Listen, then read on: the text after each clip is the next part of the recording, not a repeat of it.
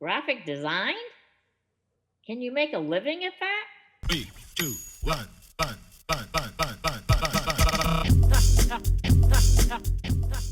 Welcome to Design Futures, a show about what happens after design school. I'm Chris St. Cyr, and my guest on this episode is Soleil Paz. It's so good to see your smiling face. Hello. Let's hear about Soleil. Soleil is an associate designer at Macmillan Publishers, where she designs book covers, and she also says that she addresses complex printing techniques for nonfiction titles. Her particular interests are in publications about social justice and popular science. Additionally, she runs the St. Martin's Press Art Department Instagram account, and she is a former volunteer lead for the New York City chapter of Type Thursday. And finally, she is a 2018 graduate of the College of St. Rose. It's good to see you again. Hello. Thank you for having me. Yeah, sure, of course. So should we start at the beginning? Where did the creativity come from? Where did you start? Like, why design? How did you end up there? All right. So I guess I would say it was from my dad. My dad is a computer programmer. He's kind of very analytical in his day-to-day life, but when I was a kid, he would always just be randomly drawing whatever he wanted. Like, I remember going to church with my parents and he was just like doodling the pastor speaking at the podium, and it was like actually really good, and I thought it was so cool. And I would sometimes just try to emulate some whatever drawing style I saw from him. And I mean, my mother was on the other end of the spectrum in that I would probably classify her as a typical Asian parent. What does that mean? Like, she was definitely, I think, expecting a doctor or a scientist or a lawyer. I remember one particular time, being a typical Asian parent, she would buy like these math workbooks for me to work on during the summer. I would just be doing various school workbooks while I wasn't in school, so I would stay sharp. And she doesn't enjoy me telling the story, but I feel like it's relevant. But when I was doing my like times tables and whatever to make it more fun for me, because I was bored out of my mind, if the answer was a 1-digit number, I would like draw a little shape around it, and if it was a 2-digit number, there would be like a different little shape because it's bigger and more exciting. And if it was a 3-digit number, it got like all the stars and all the works around it, just to like entertain myself. Yeah, you had to make it visual, right? Yeah. And when my mother saw, like, checked over my work, she was like, what is happening? What are you doing? Like, you should be focusing on math. But oh no. Yeah. So, you just wanted to draw. You just wanted to doodle. Yeah, exactly. Instead of the workbook, you just needed a sketchbook, right? Mm-hmm. Yeah. Did you do that at all during summer? Like during, when you were a kid, summer breaks, did you ever like take an art class or art camp or just draw on your own, like to mimic what your father was doing? I didn't like pursue a lot of that outside of school. My like main experience with art was just the regular art classes, and then in high school it was like considered extracurricular, so I was like, yeah, I want to take art. Like, it wasn't until like late high school that I started considering that, oh, maybe I can make a career out of this. How did that go over with the family, with the Asian parents? Oh yeah. So, well, as the years went on, my mom was a bit more supportive of just creativity in general, but I feel like at times that support would come with conditions. So it's like I couldn't just like study art and not have a plan. Like, I had to explain to her what graphic design was, and like, oh, these are what people do, and you can actually get a job from this, and some people make a lot of money. But yeah, I had to convince them that it was worth it.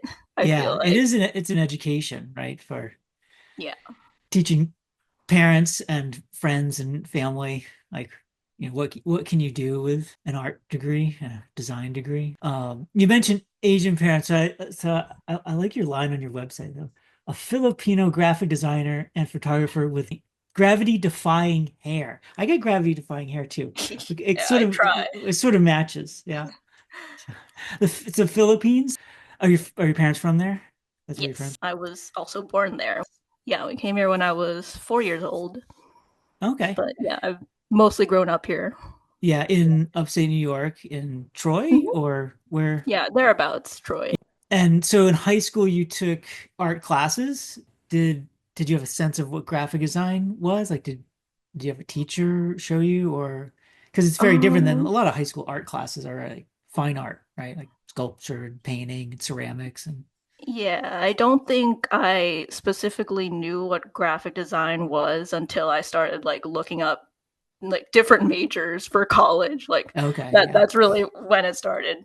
But I do think I was lucky because in 7th grade we we had this one teacher who had a very specific class that I don't think a lot of high schools offer, and it was just computer graphics, and that was my first introduction to like Illustrator and Photoshop, and Mhm. just like the most basic things, like typography, coloring.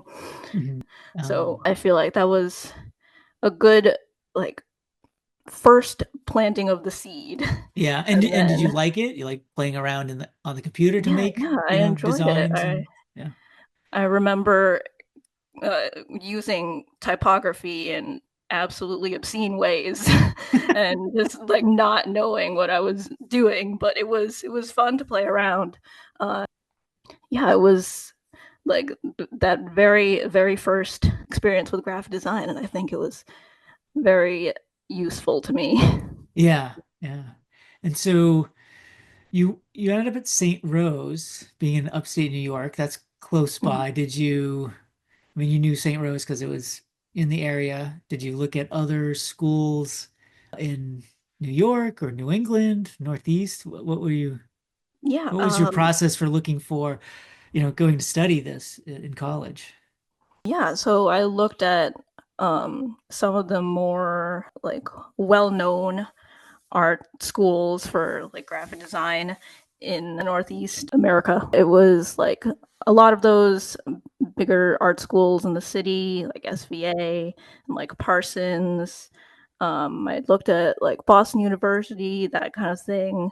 I think what really sold St. Rose for me was just that it was close. At first I didn't have to pay for like dorming and all that. I Mhm. could just commute, and it was that I forget what the accreditation was. The NASAD? Oh yeah. NASDAD. Yeah, yeah.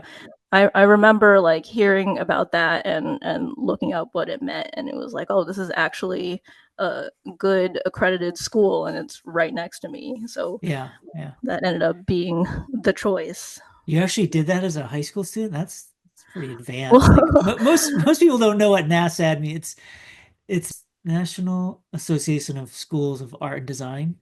Yeah, and they accredit, art and design programs. So I'll tell St. you a Rose had secret. It that. was actually my mom who found that out, and she was like, this is good. You can make a career out of this. Yeah. So one of the things that I mean, let's say 2018. Let's see, do some math. What's that? 7 years. 7 years. 7 years. So you Crazy. have some time out. One of the questions that I ask a lot of former students is just as far as your experience in design school, and having been out a while, you've experienced some of the professional life as a designer and working in the field. Did you feel that your degree or the program or the courses that you were prepared? I mean, I feel like I am a very specific case in that I knew like freshman year exactly what I wanted to do and started working like freshman year in order to get there. You did. So What did you decide freshman year? I wanted to do book design. Oh, okay. Um, There was an event at St. Rose, like the first month of my being there. It was the alumni panel, and one of the people who spoke at that first alumni panel in 2014 was one of the art directors here where I work at Oh, St. okay. Martin's Press. Is that Rob? So, yeah, Yep. Rob Okay. Grom. I just listened to his talk and decided I was going to latch on. Yeah. And I had been cold emailing him. I feel bad about it. I feel like I bothered him a little bit, but No, no, don't do I'm just like trying to keep the connection alive. And when it came time to for St. Martin's Press to choose their intern for the summer, it was really not a question because Yeah. I was Yeah. just so annoying and persistent. So you had this idea freshman year, but like, so how were you thinking about, like, I want to be a book cover designer, but that's 4 years from now. Were you approaching certain art and design projects with that mindset? Like you wanted to have a lot of type, or you wanted to illustrate type, or what did that mean for you knowing that early on in your freshman year and that you wanted to get to be a book cover designer? Like, what were you doing anything differently? I mean, I still felt like I wanted to like learn the breadth and width of what was being offered in my classes just because I mean, I wasn't sure that I would definitely land a job in publishing, and I feel like I should still have that knowledge if I want to make anything of myself as a designer. But like when that book cover project came around in my junior year, I was like, I have to make this really, really good. This has to be the best thing I've ever designed. Yeah. And Yeah. actually, during that project junior year, I did do like a decent project, I felt like, but then after my internship I went back and completely redid it, and I'm a lot more comfortable having that in my portfolio instead. Oh yeah. Yeah. Yeah. What was the book cover project in school? What did you work on? Did you was it a series of three book covers? Something like Yes, that? it was technically a series of three, and when I redid it I did four of them, I think. Of um course you did. yeah. What were the titles that you worked on? I did a selection of Haruki Murakami books. Okay. So I think it Yeah. was Kafka on the Shore, Wind Up Bird Chronicle, Colorless Sukuru Tazaki and His Years of Pilgrimage, and then uh, Hard Boiled Wonderland and the End of the World. Oh, which one do you recommend? I started reading is it IQ 84? Oh, yeah. Yeah, I'm that was actually in the that's middle of that one. oh, you are. I started reading it and then I got distracted, so I had to put it down, but it's long, so I was It like, is okay, an well, undertaking. I might need to no, it might be a summer read because I have more time, but do you Mhm. which book would you recommend to start with? I think to start, Colorless Sukuru Tazaki and His Years of Pilgrimage was Okay. is a good entry point.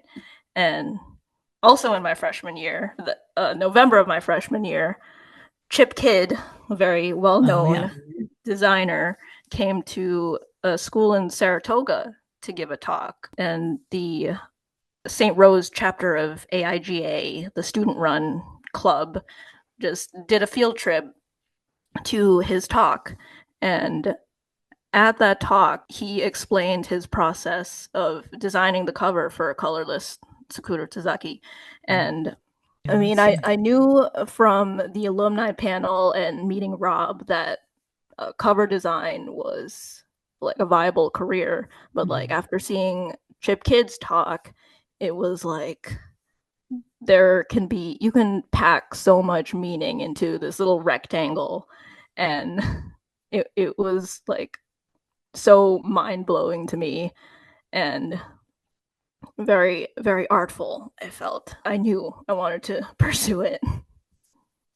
uh Chip Kidd, I didn't see him when I was a student, but a couple years out of undergrad, I had this similar kind of experience. Like, back then it was way back then in the 90s, and he like Jurassic Park had just come out, and so that was a big part of his talk. It was just totally inspiring to see his work and to hear how he approached it and how he talked about it. So it's always been about book covers, huh? Always will It be. really has. It really has. All book covers. So so this is on your website. These are all front covers you've worked on? Or like Yes. how are you working on like the whole dust jacket and the Sometimes. yeah. Yeah, sometimes we hand off like our covers to interns and they will do the mechanical stage, which is Mhm. just the rest of the package. Do you have some favorites in here? Ooh. I don't know. What do you want me to tell you about? Like just the process or Yeah, what is the process like for designing a book cover? so for I guess how it starts with the art department is that the like every season we have 3 seasons a year, fall, winter, and then spring and summer are combined into one. Every season, the editors will come to the art department with just all their books for the upcoming season, and they'll just pitch to us what it's about, what ideas they have for the cover, what the author thinks should happen, and any requests and whatnot. And then basically we have average of like 3 months to get this cover done and approved. How So does the if idea generation happen? Yeah. yeah, so a lot of it comes from that first meeting with the editors, and the publishers are there as well, so they can weigh in on things like this is our audience and these are the people we're trying to reach, so we want it to look like XYZ. And the editor will also just give more personal notes from talking to the author and how they feel about certain things. And then if it is particularly complex book, like I mean, right now on screen, The Man Who Tasted Words. It's about synesthesia, and it was like a new kind of concept to me. So it was just a manuscript that I felt like I had to read or absorb before getting into the cover. And actually, I don't like read in the traditional sense when it's a manuscript that I need to read for work. I usually put it into text to speech, and it'll just like robotically read it to me. But I can basically absorb some of the ideas while I'm still working on it and getting other things done. Let me see. Like this one here, the man who tasted words. That. So how did you come up with this idea? Like what's coming out of what you're learning about? Like, and how does it end up here? So some of the comps I made for this one were trying to take like specific examples from the book. There were some anecdotes about like the sound of a piano evoking like a certain kind of taste, like toast, and there were some specific examples like that I tried to incorporate into covers. But I think the most like immediately visual read was the use of color. And there was another case in the book about seeing colors associated with certain sounds and the idea that those colors were getting tangled up in the person's brain. And it felt like a compelling idea to me. So Yeah. that's how we arrived there. Yeah, I think something that took me a little while to just get into my head when I first started was that when you're designing a book cover, you have to set it up in a way that like it's an instant read. You can look at it and you can get an idea of what it's about and what it's trying to tell you.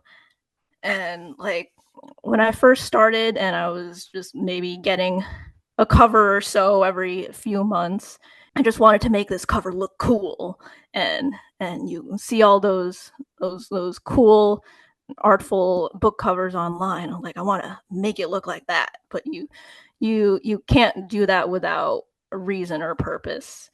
If you're gonna do something, you have to know exactly why you're doing it and what that message conveys to its audience. So are there any in here that are your favorites? I do really personally love that first one, 1,000 Ways to Die.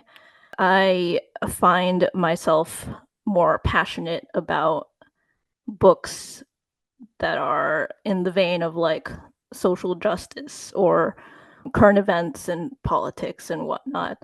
And this book was assigned to me at a very particular time around the beginning of November, and knowing what was happening in the world and getting this book about racial injustice in America, I got out a lot of my election rage by just like designing. I think this is like the fastest I ever designed like 10 book covers to show for the publishers. When I was designing and going through the process of this book, I felt like I had something to say, and it felt like powerful to me to be giving a visual representation for this author who is very accomplished reporter, journalist, and newscaster. Yeah, it was a lot of fun to work on because I felt like there was real purpose behind it. And whenever I get to work on a book like that, it means a lot to me.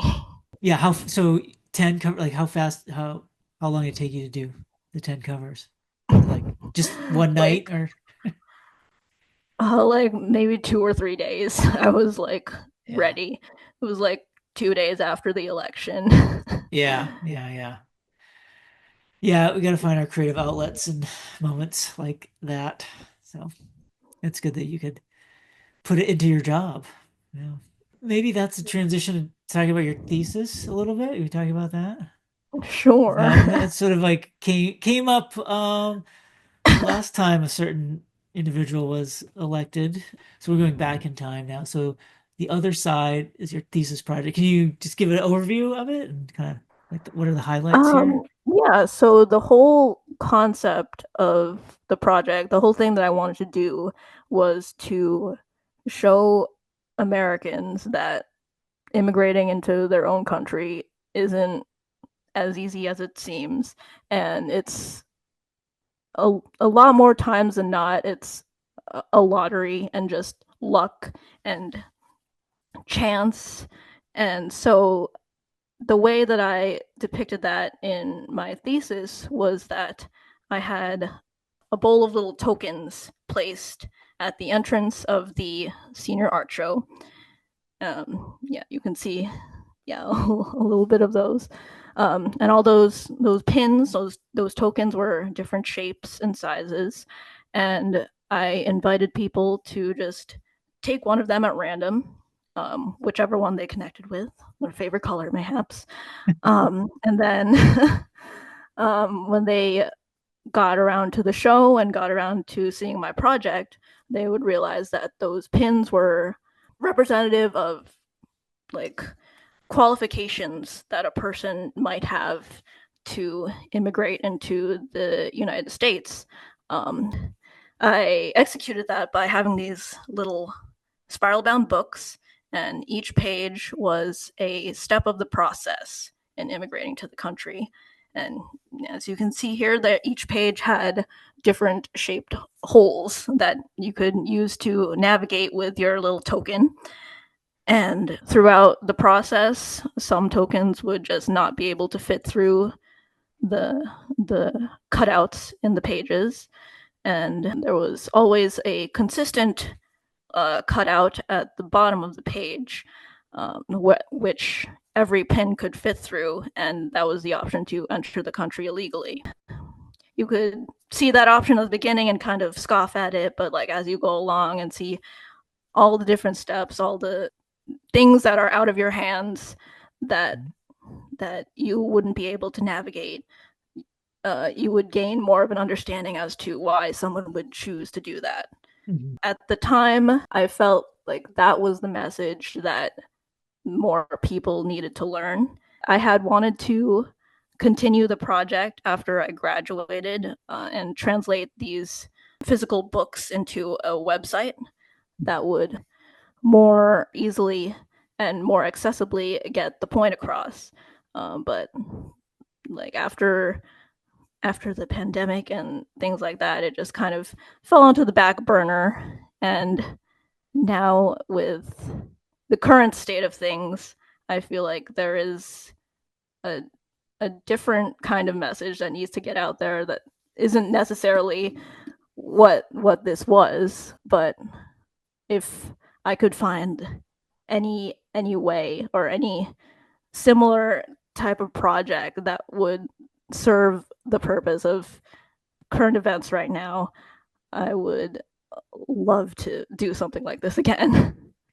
This definitely Yeah. got some attention. You could see here on your website, right? It was recognized by CA, and I don't know if I knew this, like the Office of Spiritual Life purchased an edition of it. Actually, one of the women who was in charge of the Office of Spiritual Life was at the senior art show, and she like immediately approached me and said, "Hey, can you make us a copy of this? We're like willing to pay for its production, but we would like to have this in the office so people can learn about this topic." And yeah, it was very special. So, sticking with a little bit of the work, one question I have, people still must be reading books, right? Do people still read Yeah, like actual physical books? yeah. Thankfully, it's Yeah. great. So, is that something that you have to be concerned about, like that you're designing this cover and it's going to be like a thumbnail on a in an app somewhere or like on a website? Is that like part of the process as you're designing and sort of thinking about scale and composition and all those other things? For me personally, it's not part of my process because I just want to come up with the best design that I can Yeah. and what I think will fit the book. But it may often get me stopped down along the way with like sales being like, Oh yeah. oh, when we uploaded this, you couldn't really see what it said or something like that. I've had a couple of covers like that where the editor publisher has approved it, author approved it and loved it, and we just show it to some other departments and it's like, Yeah. oh, online this doesn't look as well as it should. It's And always when it goes to sales and marketing, then you're like, yeah, oh, yeah. they always got something to say, right? Hmm. Yeah. So what's your day like? What's like a regular kind of day in the life of a book cover designer? I guess I can like generalize most of my tasks into like there's three types. So the first would be obviously designing covers, the front cover, and that happens about a year before the book is scheduled to publish. It's on its own schedule of an interval of 3 months. The second type of task would be the mechanical stage, which, as I mentioned before, that's like the rest of the package: the spine, the back cover, the flaps, any other special effects that might go with it. And that happens 3 months or so before a book is published. And that's on like a schedule of like week to week. I just work on whatever deadline comes. And then I guess the third would be just general like administrative housekeeping stuff with other departments, like, oh, marketing wants a mock-up, can you send a print here, or Oh yeah. like we're doing a presentation, we need some images here, Yeah. that kind of thing. But it's mainly those first two tasks is just the design the cover and then design the mechanical. So that's the job and everything. What are you doing when you're not on the job? What are you doing to relax here in upstate New York? Are you one of those mountain people? Like there's some little mountains around here to go hiking on trails and Oh, I want to be. I wish I'm I were. wish I I were. feel like I feel like getting up and actually starting is a whole thing. I do try to like go jogging, and that's my exercise. Yeah. But For fun, you like have activities that are not job related that, yeah, it's funny. reduce the stress. I was thinking about this recently. When I'm feeling more motivated, I do try to like do more like crafty stuff. Yeah. I've been into a bit of embroidery lately, Oh, fun. specifically like punch needle embroidery, which I find fun. Yeah, it's Yeah. fun and it's a lot faster than regular embroidery. Oh, So, yeah. Yeah. Oh, well, but that's good. Yeah, you gotta relax outside of work. All right, it's time to move on to the pop quiz. Okay, first question is favorite printing technique. Oh, what counts as a printing technique? Well, like one of those finishing techniques. I don't know, like foil or, Hmm. like, I don't know, blind embossing kind of, those kinds of things that you might do on covers. I like lithofoil. What is That's that? this printing, just basically printing four color over foil. It Oh, just it makes everything shimmery. I don't know if I can show something, but I literally have one right here. Um, this oh, whole cool. jacket is printed over silver stock. I don't know how do I do this. Oh, yeah. Yeah, Cool. very very shimmery. Nice. Yeah. Shimmery. Beautiful. All right. Sketchbook, blank or gridded? I think blank. Blank. Type or image? Mm, image. Yeah. That's a Oh. tough one. Genre. Favorite genre to design for? Oh, okay. Favorite genre. I mean, I feel like the answer would be nonfiction, specifically just social justice. And then favorite genre to read? Ooh, I think I'm more fantasy oriented, or just like any book where the world is completely different and conceptually challenging. Yeah. Yeah. We didn't talk about, but you do work remotely, right? You work Mhm. upstate and your employer's in New York City. So what's your setup like? Laptop or desktop? I have a laptop and a second monitor. Siri, Alexa, or Google? Um, can I say none? Sure. I don't talk to I don't. computers. Yeah, I don't want to. I don't want computers knowing my life. Noted. Do you listen to any music while you're working? Yeah. Lately, I've been listening to a lot of Filipino music, Tagalog music. What is that? Like, Tagalog, it's just the national language of the Philippines. well, you don't work there, but favorite thing about New York City? Ooh, just that everything is right there. Everything is You're never bored. You can just do whatever. You can just walk out on the street and find something. Yeah, yeah, yeah. And final question is, at least final question in the quiz is, if you weren't a designer, in this case, a book cover designer, what would you be? Probably like an activist or journalist or something. Oh, And that I sounds mean, good. like, not probably not like ideal in my day to day because I know I might get a bit depressed from time to time. But in terms of like second highest passion, that would be what I'd want to do with my life. Yeah, yeah. All right. What final thoughts do you have for those aspiring young designers out there? Maybe somebody who wants to get into publishing design. Any final thoughts? Ooh. Networking. Networking is just like my entire strategy for doing anything. Anything in regards to my career. Like, I mean, New York City provided a lot of opportunity for that, but just finding people, getting in touch with them, keeping them as connections can really go a long way.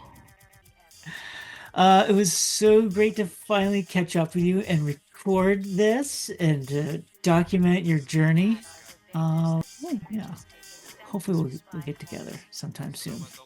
Go get coffee. Absolutely. Yeah. All right. It was great to see you. Thanks so much. Thank you. Bye.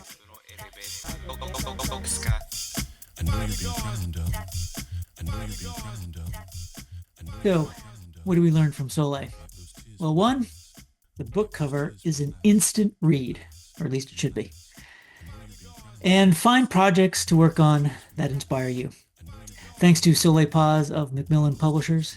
If you have any comments or questions for me or any of my guests, please leave them in the comments and subscribe so you can catch the next episode of Design Futures. Until next time, go learn something. Your future depends on it. Thanks for listening. See ya.